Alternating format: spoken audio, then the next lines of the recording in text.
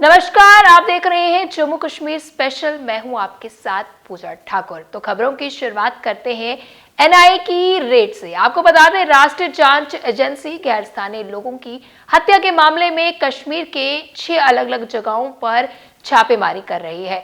सूत्रों के अनुसार ये छापेमारी श्रीनगर, बडगाम, सोपोर सहित घाटी के विभिन्न क्षेत्रों में की जा रही है। मामले से जुड़ी अधिक जानकारी का इंतजार है। जम्मू कश्मीर भाजपा के प्रवक्ता एडवोकेट अंकुश शर्मा ने आज उमर अब्दुल्ला सरकार से पीओजे के डिस्प्लेस्ड लोगों को उनके कब्जे वाली जमीनों के मालिकाना हक देने के आदेश को लागू करने को कहा है।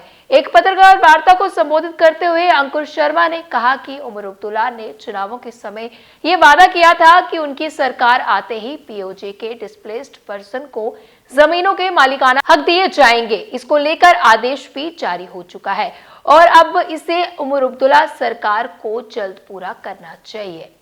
केंद्र सरकार ने जो पहला कदम था वैक्यू प्रॉपर्टी एक्ट के तहत कि डिस्प्लेस्ड पर्संस और रेफ्यूजीज के नाम पे ये प्रॉपर्टी राइट्स दिए जाए, जो दूसरा कदम उमर अब्दुल्ला सरकार को चलना है, it has to walk the second step, वो ये है कि इवैक्यू प्रॉपर्टी कस्टोडियन जमीनों के जो लोकल अलॉटीज भी हैं। लोकल अलॉटीज कौन लोग? जो रेफ्यूजीज नहीं है। लोकल अलॉटीज कौन लोग? जो जम्मू खित्ते के जम्मू प्रोविंस के ओवरवेलमिंगली लार्जली डोगरा कम्युनिटी है। उनको जो अलॉट की गई है जमीनें, उनको भी इस ऑर्डर में इनकॉर्पोरेट करके उनके नाम पे कस्टोडियन जमीनों के मालिकाना हक रेगुलराइज करें, यानी प्रॉपर्टी राइट्स उनको दें। मैं बताना चाहूंगा सब लोगों की जानकारी के लिए कि रेफ्यूजी कम्युनिटी को जो अलॉटमेंट्स हुई, उसके अलावा government order LB7, cabinet order 578C और एक 1971 का ऑर्डर नंबर 371 होता था, जिसके तहत पोजीशन के बेसिस पे कुछ तरीके की रेगुलराइजेशन होती थी लोकल अलॉटीज के फेवर में। और उसको अगर आप अग्रेरियन रिफॉर्म्स एक्ट के सेकंड शेड्यूल के साथ पढ़े तो वो भी हकदार थे प्रॉपर्टी राइट्स के। उन जमीनों की प्रॉपर्टी राइट्स लोकल अलॉटीज के नाम पे हो जाए, उसके लिए आज हम ये प्रेस कॉन्फ्रेंस कर रहे हैं।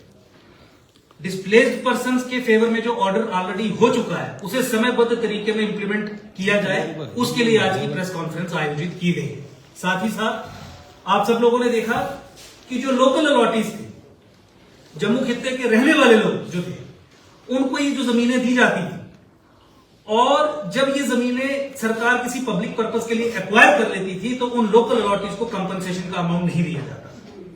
लीगल रेजीम जो है, अगर आप कानून की सही जानकारी रखते हैं तो उसमें कैटेगोरिक था, चाहे वो लैंड एक्विजिशन एक्ट से संबंधित रूल्स हो, चाहे वो अग्रेरियन रिफॉर्म्स एक्ट हो, चाहे वो 1965 की गिरदावरी के आधार पे 371 ऑर्डर नंबर की जो लीगल रेजीम हो। मैं उसमें डिटेल में नहीं, ज्यादा कॉम्प्लेक्स हो जाएगा, लेकिन लोकल अलॉटीज भी एंटाइटल्ड थे कम से कम 80% कंपनसेशन के लिए, जो उनको नहीं दी जाती थी। तो ऐसे सब लोकल अलॉटीज जिनसे जमीनें ली गई हैं सरकार के द्वारा और जिन्हें कॉम्पनसेशन नहीं पे की गई है, उन लोगों को कॉम्पनसेशन भी दी जानी चाहिए। अब ये जो सेकंड स्टेप है, जम्मू कश्मीर यूटी में अब एक चुनी हुई सरकार है, उमर अब्दुल्ला डिपार्टमेंट को ओवरसी भी कर रहे हैं। मुख्यमंत्री की ये अब नैतिक रिस्पॉन्सिबिलिटी बनती है कि एक कदम केंद्र सरकार ने जो उठाया, उसी दिशा में दूसरा कदम भी उठाए, क्योंकि ये जम्मू खित्ते और जम्मू कश्मीर में वो सब लोग जो लोकल अलॉटीज की श्रेणी में आते हैं, उनके मौलिक कॉन्स्टिट्यूशनली गारंटेड राइट्स की हम बात कर रहे हैं। तो मेरा आप सब लोगों से यही निवेदन है कि सरकार तक ये मैसेज पहुंचे।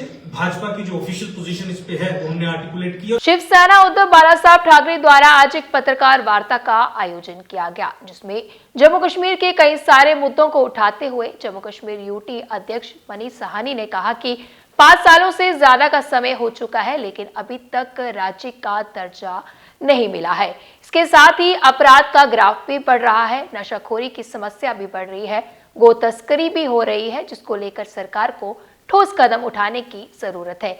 साथ ही उन्होंने कहा कि ड्यूल पावर सिस्टम खत्म होना चाहिए। जम्मू कश्मीर जो है, एक हम खुशी होती है कि हम भारत जो है एक विश्व का सबसे बड़े लोकतांत्रिक देशों में से एक है और जम्मू कश्मीर उसका अभिन्न अंग है, जिसको देश का ताज कहा जाता है। मगर दुर्भाग्यपूर्ण है कि 5 साल से ज़्यादा का समय बीत चुका है, हमारा राज्य का दर्जा छीना गया था, वो अभी तक बहाल नहीं किया जा रहा। जम्मू कश्मीर में जो है इस समय ड्यूल पावर सिस्टम जो है वो LG और सरकार के बीच में जो पावर के 2 पावर सेंटर बना दिए गए हैं, उसको लेकर जो है असमंजस की स्थिति है। वहीं अफसरशाही पर जो है किसी तरह की जवाबदेही तय नहीं है। पुलिस बल की बात करें तो वो सीधा केंद्र सरकार के अधीन है।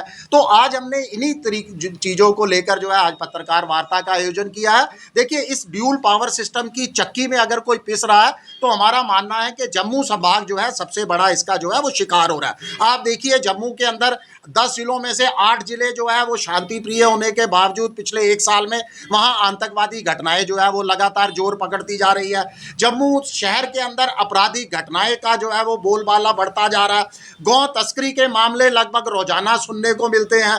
नशा तस्करी जो है वो सर चढ़कर बोल रही है और इसके साथ साथ महिलाओं के खिलाफ आपराधिक घटनाओं ने भी जो है वो जोर पकड़ा है। और जो रही सही कसर थी, जो हमने कई सालों से जिस पर पूर्ण विराम लग चुका था, गैंगस्टर और आपस में जो है गैंग वार भी अब जो है वो रही सही कसर जो है जम्मू के अंदर वो गैंग वार ने पूरी कर दी है। देखिए, शिवसेना ये मांग करती है कि ये ड्यूल पावर सिस्टम खत्म किया जाए। लोकतांत्रिक देश का अभिन्न अंग है जम्मू कश्मीर। तो देश जम्मू कश्मीर के अंदर जनता की चुनी हुई सरकार है, उसको जो है तमाम अधिकार दिए जाने चाहिए। मूवमेंट कल के द्वारा आज एक पत्रकार वार्ता का आयोजन किया गया, जिसमें जानकारी देते हुए कहा गया कि गौमाता को राष्ट्रीय गाय के दर्जे की मांग को लेकर आज हमें 100 दिन हो चुके हैं, लेकिन अभी तक इस पर कोई भी काम नहीं किया गया है। उन्होंने चेतावनी दी है कि अगर 1 सप्ताह के भीतर कोई ठोस प्रक्रिया नहीं मिलती है तो मूवमेंट कल्कि का आंदोलन और तेज हो जाएगा। मूवमेंट कल्कि का छिड़ा गया आंदोलन आज 100 दिन पूरे होने के उपलक्ष्य में आज हमने सरकार को, केंद्र सरकार और राज्य सरकार दोनों सरकारों से अपील करी है कि इस कानून पर जो हमारी मांग है इस पर कानून लाया जाए। गौ माता सनातन बोर्ड को नेशनल गौ माता का डिक्लेयर किया जाए और सनातन का बोर्ड बनाया जाए। इसको लेकर आज हमने 100 दिन पूरे करे और हमारी जितने भी वॉलंटियर हैं, हमारे जितने भी साथी हैं, मैं इनको भी धन्यवाद करना चाहता हूँ और मीडिया का भी धन्यवाद करना चाहता हूँ जिन्होंने हमारा साथ दिया और हमारा हौसला बना रहा। तो आगे कब तक ये आपकी मूवमेंट जो है? जब तक ये कानून नहीं बनता तो हमारी मूवमेंट यूं ही चलती रहेगी। 100 दिन आपको हो चुकी है, आगे आप कुछ प्रदर्शन भी करने वाले हैं? बिल्कुल, हमने 1 हफ्ते का समय दिया है सरकार को कि 1 हफ्ते के अंदर कोई श्वेत पत्र लाए और ऑल पॉलिटिकल पार्टी, चाहे भाजपा हो, कांग्रेस हो, नेशनल कॉन्फ्रेंस हो, आम आदमी पार्टी हो, पीडीपी हो, इनसे भी हमने एक श्वेत पत्र मांगा है कि अपना अपना स्टैंड क्लियर कीजिए कि इस इशू पर कि आप आखिर चाहते क्या है, गौ कटनी चाहिए या गौ बचनी चाहिए। अगर बचना चाहिए तो अपना वक्तव्य दीजिए और हमारा हौसला बढ़ाइए। ये लड़ाई है हमारी पार्टिकुलर हमारी नहीं लड़ाई, ये सभी साथियों की है। सब हिंदुस्तानी जो गौ माता का दूध पीते हैं, जिनका कर्ज है उनके ऊपर, उसका कर्ज उतारने का समय चल क्या है? गाय माता को राष्ट्रीय माता, गौ में राष्ट्रीय गौ माता का दर्जा मिले, गौशालों का निर्माण हो और जो गौशालों की जमीनों के मंदिरों के साथ लगी थी वो कहाँ गई हैं, उनकी खोज की जाए और गौशालों का निर्माण हो ताकि गौ माता बचे। 7 दिन के बाद आपका प्रदर्शन कैसे रहने वाला है? वो हमारा हमने कुछ लिखा भी है और आगे भी बताएंगे। हर हेड क्वार्टर पार्टी के प्रोटेस्ट किए जाएंगे, पुतले जलाए जाएंगे, घराव किया जाएगा। ये आगे की रणनीति हमारी होगी। माता वैष्णो देवी के लिए आ रही यात्रियों की बस की टक्कर ट्रक के साथ हुई। बता दें कि यह बस कटरा के लिए जा रही थी। उसमें लगभग 35 लोग सवार थे, जिनमें से 13 लोगों की घायल होने की खबर सामने आई है, जिनका उपचार जीएमसी जम्मू में हो रहा है। दुर्घटना के बाद मौके पर जाम लग गया, जिसे निकालने के लिए प्रशासनिक अधिकारी और पुलिसकर्मी मौके पर पहुंचे। घायलों को तुरंत अस्पताल पहुंचाया गया, जहां उनका इलाज चल रहा है। दुर्घटना के कारणों की जांच जारी है। केंद्रीय राज्य मंत्री शोभा करंदलाजे ने आज बारामूला में डिस्ट्रिक्ट प्रोग्राम की समीक्षा बैठक की अध्यक्षता की। इस दौरान उन्होंने बारामूला में स्वास्थ्य, शिक्षा, कृषि, वित्तीय समावेश और बुनियादी ढांचे जैसे क्षेत्रों में जिले की प्रगति की समीक्षा की। तो जम्मू कश्मीर स्पेशल में आज इतना ही। कल मिलेंगे फिर इसी समय। हमें दीजिए इजाजत। नमस्कार।